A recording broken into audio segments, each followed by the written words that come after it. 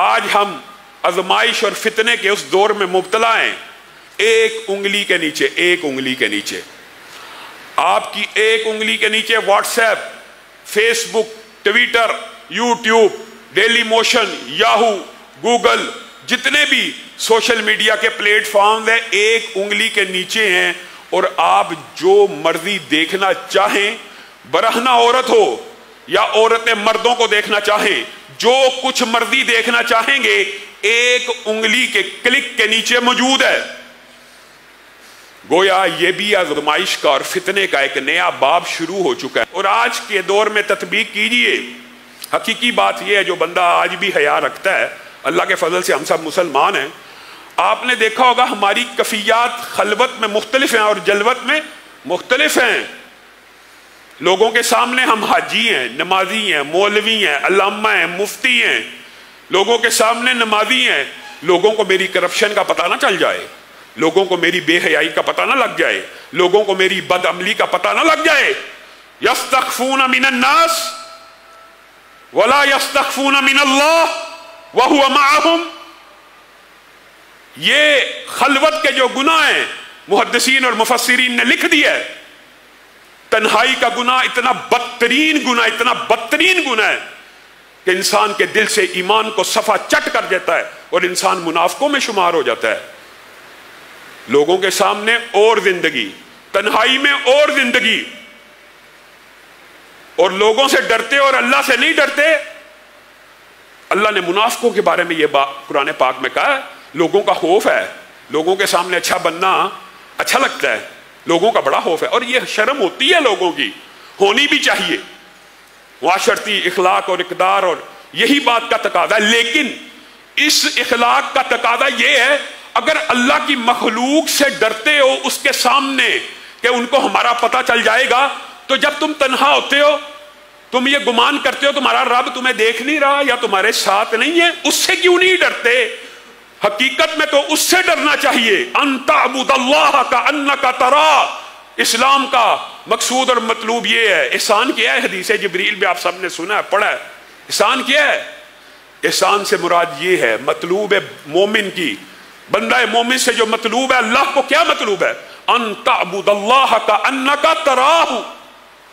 اللہ کی ایسی عبادت کرو، کیسی؟ جیسے رب کو دیکھ رہے ہو. فَإِن لَمْ تَكُنْ تَرَاهُ فَإِنَّهُ يَرَاكَ. اے بندہ مومن، اگر تیرے دل میں یہ خشوع و خضوع کی کیفیت پیدا نہیں ہوتی کہ تو اللہ کو دیکھ رہا ہے، یہ کیفیت پیدا نہیں ہو رہی، تو کم از کم یہ تو مان لے، یہ تو جان لے کہ وہ تو تجھے دیکھ رہا ہے. اس سے کیسے بچو گے؟ ان الذین یخشون ربهم بالغیب لہم مغفرۃ واجر کبیر. اور یہ بات بھی یاد رکھیے، تنہائی کے اندر انسان یوٹیوب پہ بیٹھا ہے، کئی مرتبہ ایسے پیج آٹومیٹک کھل جاتے ہیں، کئی مرتبہ ایسی فحش تصویریں آٹومیٹک آ جاتی ہیں، پھر ان کے اوپر نظر نہیں جمانی.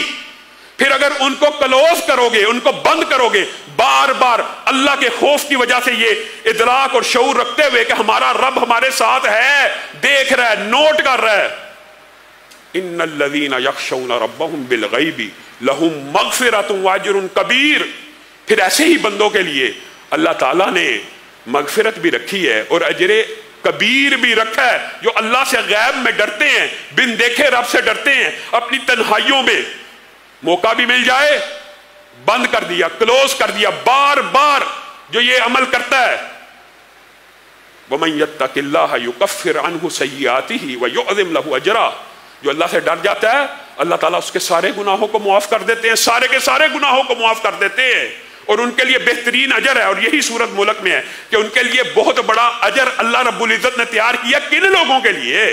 حقیقت یہ ہے، اگر ہماری خلوت ہماری جلوت کی طرح پکیدہ ہو جائے، اللہ کی قسم تب ہم ولی اللہ کہلانے کے حقدار ہیں. اور دھرتی کے اوپر ولی اللہ صرف وہی ہے جس کی تنہائیاں پاک ہیں.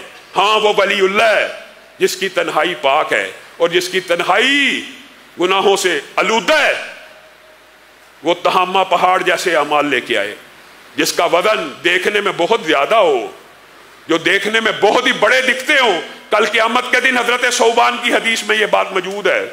ایسے ایسے لوگ آئیں گے وزنی وزنی پہاڑوں سے بھی زیادہ بڑے بڑے نیک اعمال سجے ہوئے دائیں بائیں لے کے چل رہے ہیں، اور بندہ بھی شاید اس وقت مطمئن ہوگا، لیکن بل الانسان علی نفسہ، ہر انسان اپنی آپ کا اس کو پتہ ہی ہوتا ہے میرے حقیقی عمل کیا ہیں۔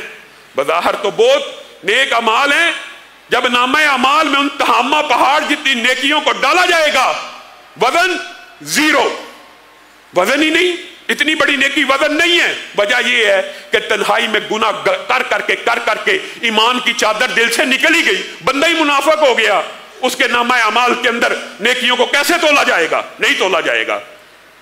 ان تہامہ پہاڑ جتنی نیکیوں کا وزن رائی کے دانوں اور تنکوں کے برابر بھی نہیں رہ جائے گا، اور اس بندے کو جہنم میں ڈال دیا جائے گا۔ اللہ رب العزت ہم سب کو معاف فرمائے۔